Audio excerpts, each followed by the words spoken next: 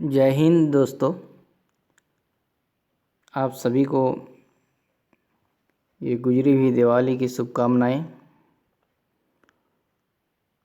आज हम एक बहुत ही interesting poem the hollow man discuss करने वाले हैं। एक्चुअली इस वीडियो में जो है हम पोएम की समरी तो डिस्कस नहीं करेंगे, लेकिन जो किसी भी पोएम को पढ़ने से पहले जो स्टेप्स होते हैं, जो स्टेप्स हमें कंप्लीट करने होते हैं, जिसके बाद हमें पोएम अच्छी तरह से समझ में आए, तो पहले मैं उन सारी चीज़ों को यहाँ पर डिस्कस करूँगा। यानी पोएम को जो है, जैसे आप अगर किसी मशीन को आप अच्छे से चलाना जानते हैं और चलाना सीखना है आपको, तो पहले उसके पार्ट्स के बारे में जानना होगा कि कहाँ से स्टार्टिंग बटन होता है, उसके बाद कहाँ से आपको क्या कहते हैं कि ऑफ़ करना होता है, ऑन करना। तो बस इसी तरह से जो ये लिटरेरी डिवाइस है, ये भी एक पोएम जो है एक लिटरेरी डिवाइस की तरह है। इसको भी समझने के लिए आपको पहले उसके जो है पार्ट्स को जानना पड़ेगा, उसमें क्या क्या चीज़ें हैं। यानी ऐसे अगर आप किसी गांव में चले जाएंगे और उस वहाँ पर किसी को नहीं पहचानेंगे तो आपको जो है गांव में गुजरते हुए अजीब लगेगा। लेकिन अगर उससे पहले अगर आप लोगों को जान गए गांव में जाके, उससे पहले अगर लोगों के बारे में आप जान लिए कि यहाँ किस तरह के लोग रहते हैं, कौन कहाँ रहते हैं और कौन कौन कैसा है, तो क्या होगा, जब आप उस गांव से गुजरेंगे तो आप उन सारी चीज़ों को आपके दिमाग जो है टच करता हुआ गुजरेगा। तो बस इसी तरह से ये जो है बिफोर रीडिंग द पोएम जो स्टेप्स होते हैं, मैं वही आपको इस वीडियो में समझाने वाला हूँ। उसके बाद जो है फिर हम नेक्स्ट वीडियो में पोएम को भी पढ़ेंगे, पोएम की समरी पढ़ेंगे, उसके बाद पोएम का क्विज भी डिस्कस करेंगे, जिससे आपको इस पोएम से रिलेटेड कोई भी क्वेश्चन आए किसी भी एग्ज़ाम में, चाहे टीजीटी, पीजीटी या पीएचडी एंट्रेंस का हो या स्टेट लेवल का हो, सेंट्रल लेवल का हो, यानी कहीं का भी इस पोएम से रिलेटेड जो भी क्वेश्चन आएगा, मैं आपको यकीन दिलाता हूँ कि आपका एक भी क्वेश्चन नहीं छूटेगा। अगर आप इस वीडियो को बगैर स्किप किए हुए पूरी वीडियो को देखेंगे ध्यान से, हो सकता है मज़ेदार ना हो लेकिन नॉलेजेबल ज़रूर होगा, ये मैं गारंटी देता हूँ। I guaranteed that it may not be interesting but it will be knowledgeable of course. Okay, तो चलिए ज़्यादा टाइम ना वेस्ट करते हुए हम पोएम की तरफ बढ़ते हैं। देखिए, आपने तो टाइटल देख ही लिया होगा, द होलो मैन। ठीक है, इसको जो है हमारे टी.एस. एलियट साहब उन्होंने लिखे थे और ये इंग्लैंड में लिखा गया था 1923 में और ये पब्लिश्ड हुआ 1925 में। और जो टी.एस. एलियट साहब थे हमारे, ये टी.एस. एलियट साहब, ये एक अमेरिकन पोइट थे। इन्होंने ये जो पोएम लिखा द होलो मैन, इसमें जो है पोएम का जो है 98 लाइन्स है, उसमें जो है इस क्या कहते हैं एपिग्राफ्स को छोड़कर, यानी टोटल 98 लाइन्स एक्सक्लूडिंग एपिग्राफ। यानी अगर आप एपिग्राफ को छोड़ देते हैं तो टोटल उसमें आपका आ गया 98 लाइन्स। यही बस ये छोटा सा पोइट का और पोएम का जो है स्टार्टिंग था। उसके बाद हम फिर नेक्स्ट आगे की तरफ बढ़ते हैं। तो जैसे इसमें जो है कैरेक्टर्स क्या क्या है, कौन कौन से कैरेक्टर्स है इस पोएम में, हम इन कैरेक्टर्स को भी डिस्कस करेंगे। ठीक है, क्योंकि हम पोएम को पढ़ेंगे जब तक कैरेक्टर्स को नहीं जानेंगे तो हमको कुछ समझ में नहीं आएगा पोएम के, हम क्या पढ़ रहे हैं, किसको पढ़ रहे हैं। ठीक है, तो इसमें जो सबसे आपका पहला कैरेक्टर आता है वो मिस्टर कर्ज, ये। ठीक है, उसके बाद जो है आपका नेक्स्ट कैरेक्टर इसमें हम देखेंगे जब पोएम को पढ़ते हुए। यानी मिस्टर कर्ज के बारे में आपको थोड़ा सा जानना चाहिए। जो मिस्टर कर्ज है, ये एक कैरेक्टर है जो जोसेफ कॉनर्ड्स की नावल, आपने उसका नाम सुना होगा, द हार्ट ऑफ डार्कनेस।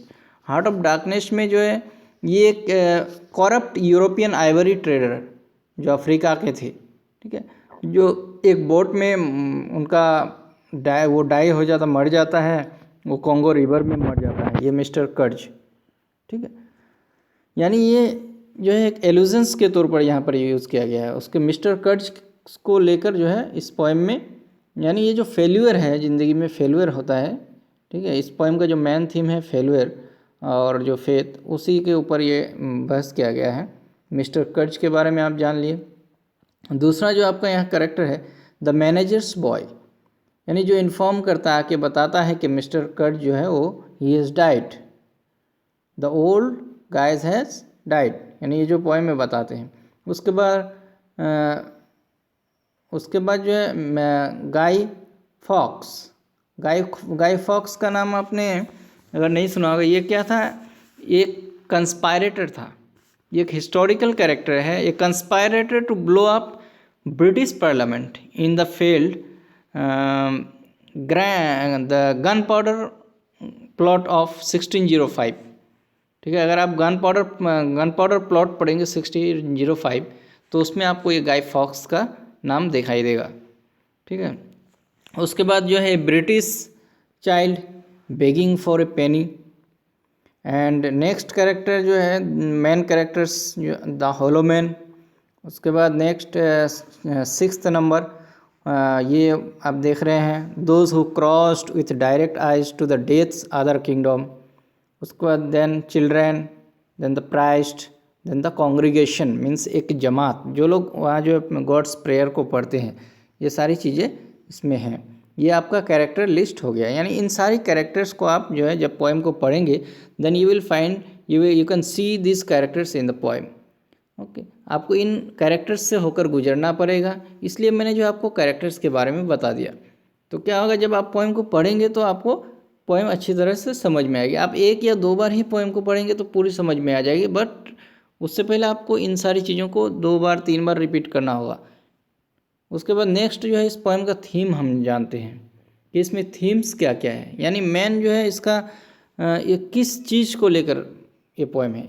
इसमें 2 थीम्स है, एक है फेल्यूर का, यानी कुछ लोग जो अपनी ज़िंदगी में कैसे फेल हो जाते हैं उसकी तरफ इशारा किया गया है, और फेथ, यानी लोगों का जो बिलीव है, फेथ है, इन सारी चीज़ों को भी बताया गया है इस पोएम में।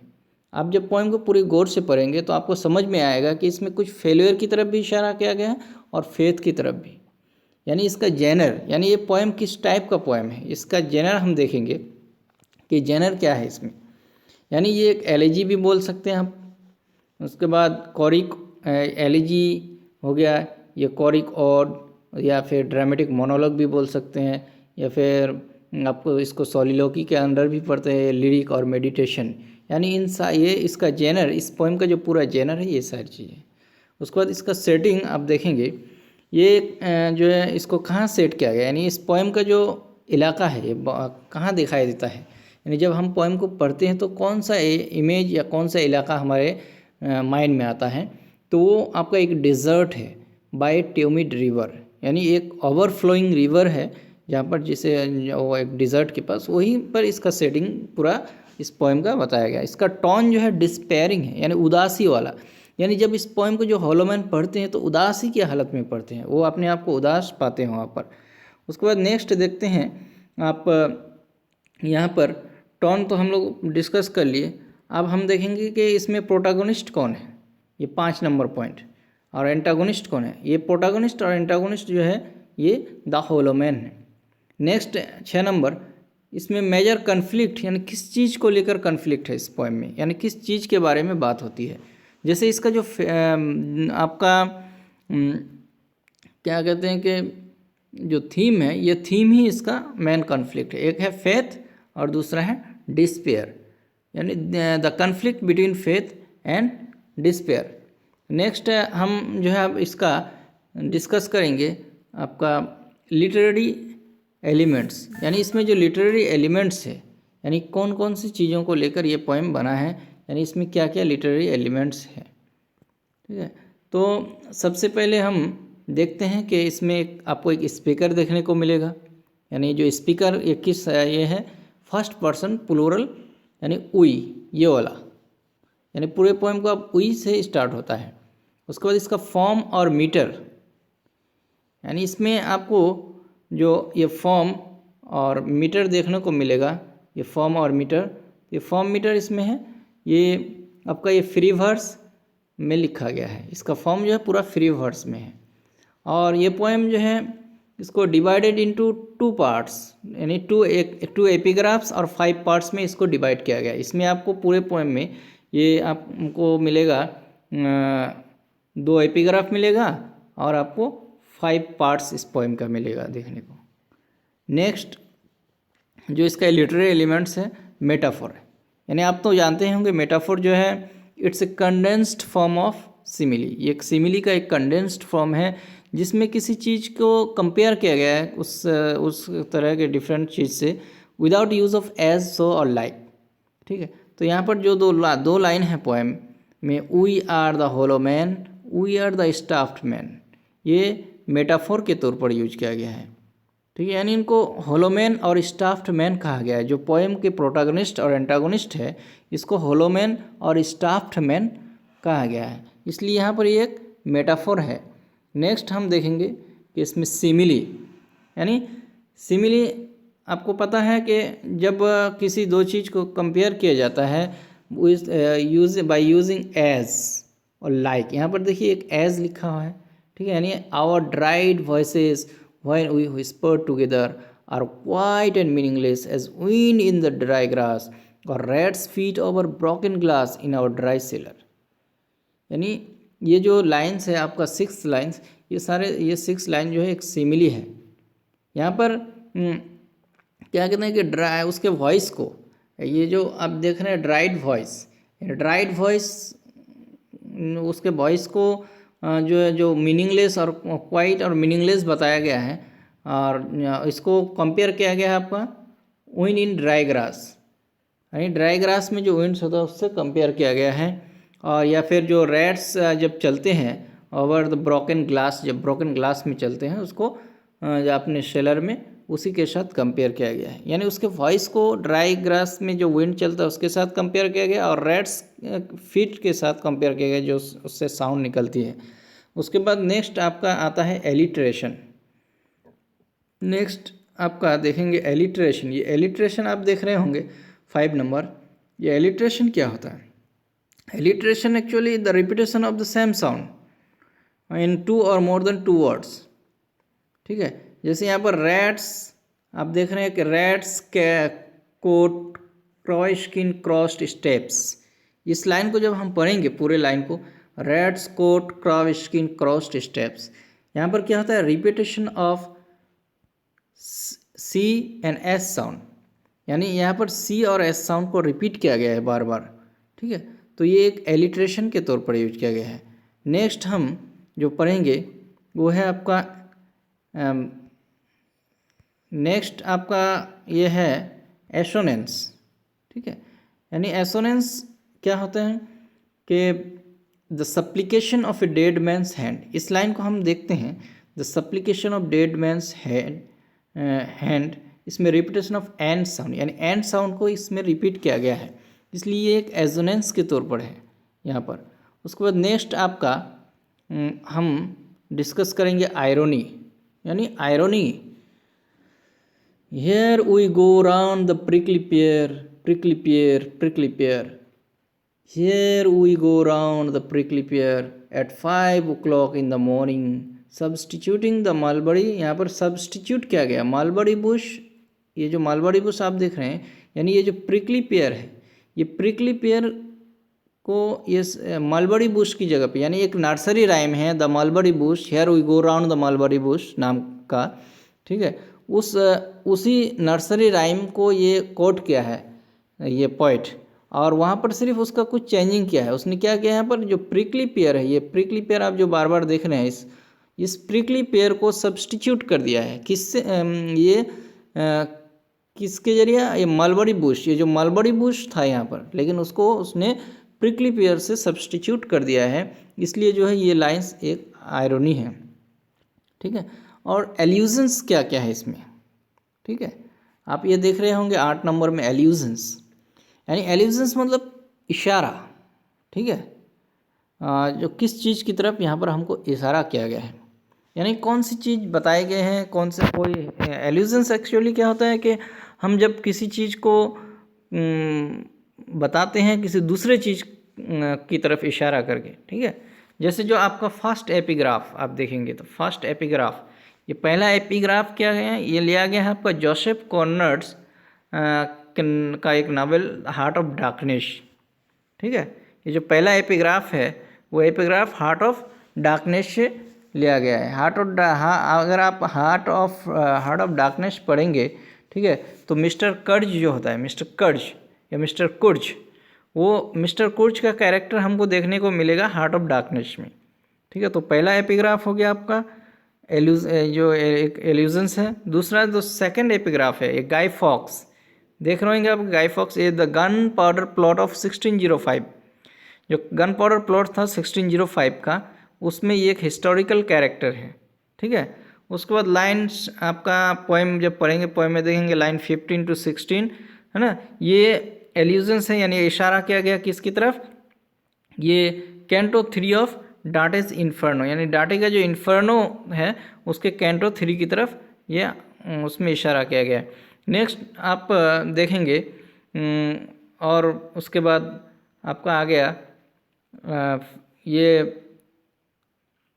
लाइन 68 to 71 एंड 95 to 98, यानी ये जो लाइन्स है ना, जो हम आयरोनी जिसको बोलते थे, आयरोनी के तौर पर यूज किया गया है नहीं, ये पूरा जो एक नर्सरी राइम है, नर्सरी राइम से लिया गया। उस नर्सरी राइम का है नाम है here we go round the mulberry bush.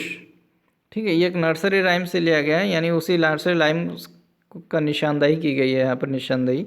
ठीक है। उसके बाद लाइन 79 जो है यहाँ पर लॉर्ड्स प्रेयर आप देख रहे होंगे, लॉर्ड्स प्रेयर के बताए गए। ठीक है। Next number 9 साइनेक्डोची। आपने साइनेक्डोची पढ़ा होगा, जब हम किसी पूरे चीज़ को बताने के लिए किसी एक पार्ट को यूज करते हैं सिर्फ।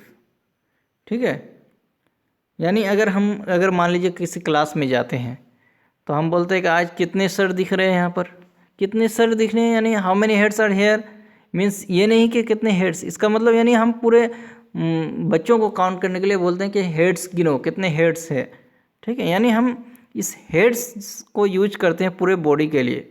ठीक है। तो इस तरह के जो अल्फाज होते हैं उसे साइनेक्डोची कहते हैं। जैसे यहाँ पर ये पॉइंट यूज किया है, the eyes are not here, there are no eyes, यानी आइज जो है ह्यूमन पार्ट्स का बॉडी का पार्ट्स है, यानी इस पार्ट से हम क्या बोलते हैं, पूरे ह्यूमन बींग को इंडिकेट करते हैं।